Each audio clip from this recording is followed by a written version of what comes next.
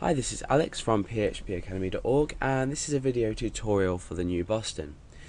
Now, we've already looked at GD. You may have watched the introduction video, how to convert your text and place it into an image. But this time what we're going to be doing is creating a really useful piece of code, and this is going to be contained within index.php.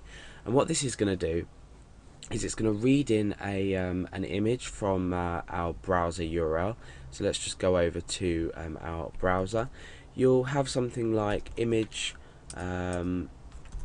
equals, and then in this case we're going to say phone.jpg, because what I have here is a file called phone.jpg, which I want to scale down to a specific thumbnail size.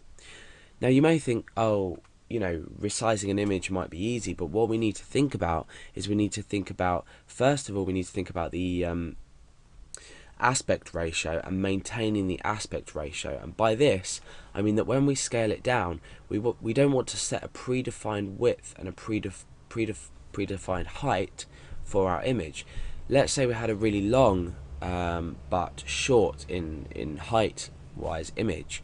If we predefine this to a specific height, say 100 by 100 characters, we're actually going to skew our image so much it might look a bit odd.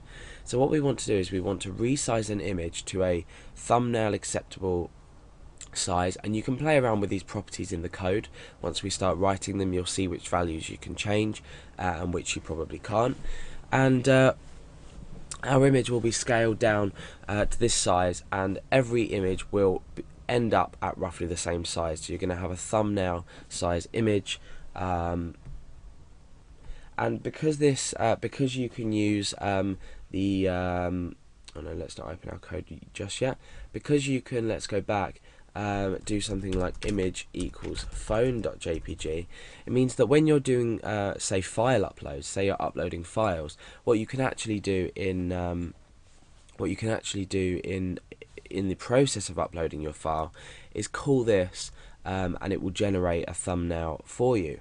So it's really useful when you're doing file uploads and you want to keep an original copy and you want to keep a thumbnail copy of an image. So what we're not going to be doing in this tutorial is overwriting phone.jpg with a smaller image. We're going to be creating a new file with a scaled down, and we're maintaining the aspect ratio, and that's going to be phone.jpg.thumbnail.jpg, because we're going to use the file name just in case we need to check on things later. So we're going to give it a nice file name as well, not nice looking, but so we know exactly what file we're dealing with, and we know that it's a thumbnail file.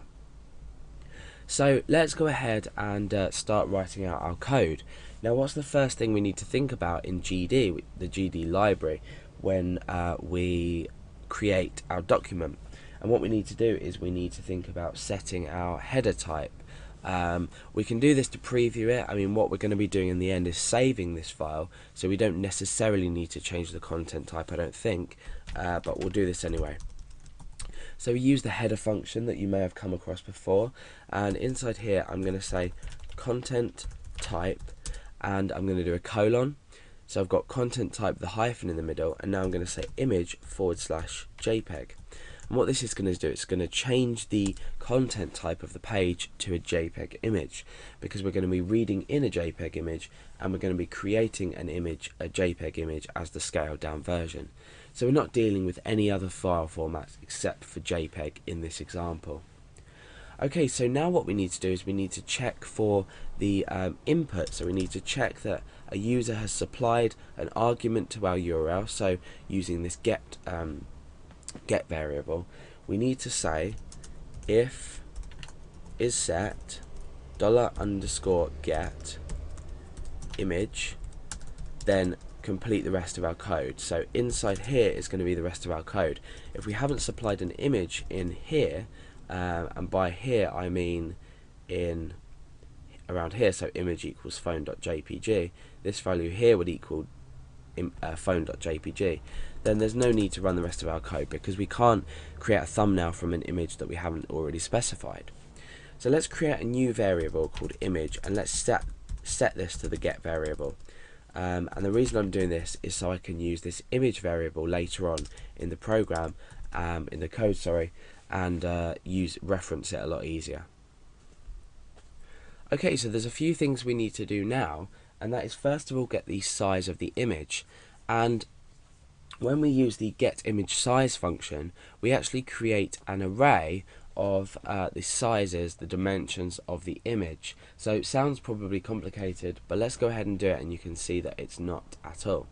So I'm going to create a new variable called ImageSize, and this is going to equal the getImageSize function, so getImageSize.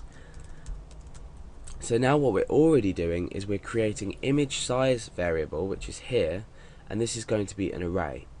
And we're going to be focusing on element 0 and 1 in the array, which is going to be the width and the height. So underneath this, we're going to create some more variables with the actual width and height of the image. So we just supply this with an argument image, because this is the image that we've already picked up.